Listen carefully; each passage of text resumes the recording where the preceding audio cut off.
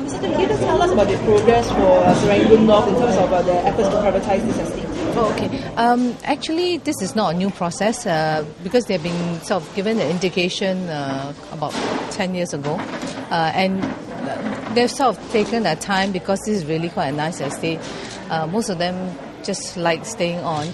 But I think with the age, of the building, they realize that they will have to do something about it. So either they privatize and then get on with the plans, or they would have to, or they will have to deal with the problems that come with, a sort of a set of buildings that are actually aging because they do not qualify for upgrading under the original HUDC plans. So I've been actually working with them occasionally, but a bit more the last few months because MND has actually announced that they'll be given a 3 years, timeline. So it's in terms of whatever I can do to work with the Pro Tem committee, whom they have elected from amongst their own people, as well as the residents, to find out how best we can go about this. I was quite careful that those who are very keen on privatization should not be harassing those who are not, and that it will be done professionally and everybody's sort of wishes respected. So we have actually gone through a few rounds, surveying, finding out what are the questions that people have. And the main thing is actually cost, because a lot of them would like to know beyond the 30,000 that they will have to pay for the conversion of titles and the common areas, which is now actually at the concessionary rate.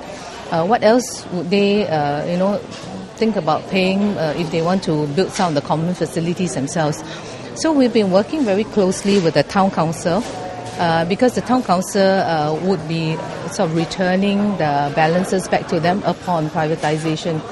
But the town council was very helpful because they helped to project what sort of expenditure that they will be incurring, just the usual cyclical works, maintenance, over the next few years. So supposing if they were to privatize in 2 years' time, how much can they expect to have in the coffers in 3 years' time, net of all the expenditure. So the town council has been helpful in helping to project that because based on the balances, the projected balances, then the residents can make a better, a more considered decision as to beyond, paying the 30,000, what else would they have to pay? And it helps to...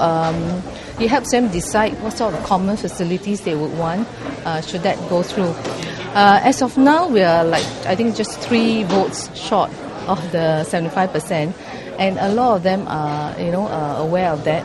So this is one of the series of dialogues that I've been having with them, just to update them on what's going on. So, how much more do they have to fork out if they want to, build facilities or swimming pools? Is there estimated cost on top of the? No, a lot really depends on the committee. After it's no different from any private condominium who then decides that they want to. But I think the basic thing would be for example, a surrounding fence. Some of the basic. But this place has been fairly well maintained. The car parks are in good condition. So actually, as is, they can take over.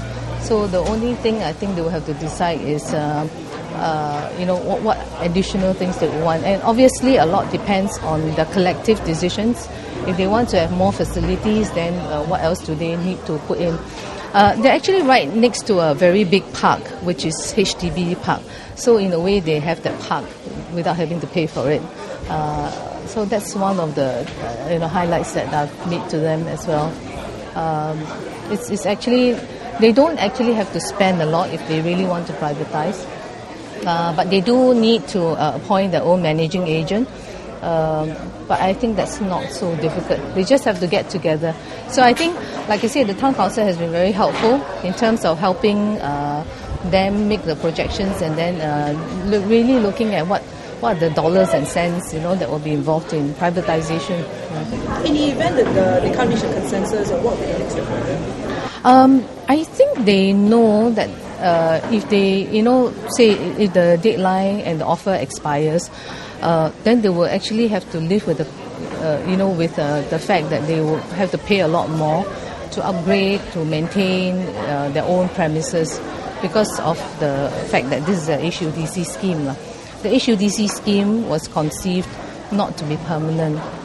is one where a lot of the earlier phases have actually gone on to be privatized. Some of them initially were concerned as to whether there will be an en bloc development. But that's really a second step that the residents will have to consider for themselves. Because privatization simply means that you look after your own common premises and what you want to do. En bloc is quite a separate decision altogether. So initially there was a little confusion about going on to the other automatically. So I took time to explain to them that no, that's a separate phase.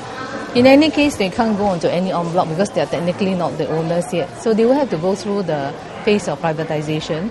I think there's some urgency to the matter because they will have to contend with the higher conversion fee if they decide to privatize later on. Are there many cases of harassment? Because earlier you mentioned you emphasize not to harass those people. Yeah, no, not that I know of, and that's partly because as we got around and we got volunteers amongst the residents themselves to be on the committee, the first thing I told them was strictly no harassment. You have to be very professional about it.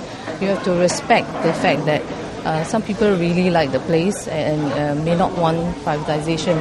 The Pro Tem Committee seeks to represent the whole group of residents, and it's not like a lobbying camp, to push people over one way or another.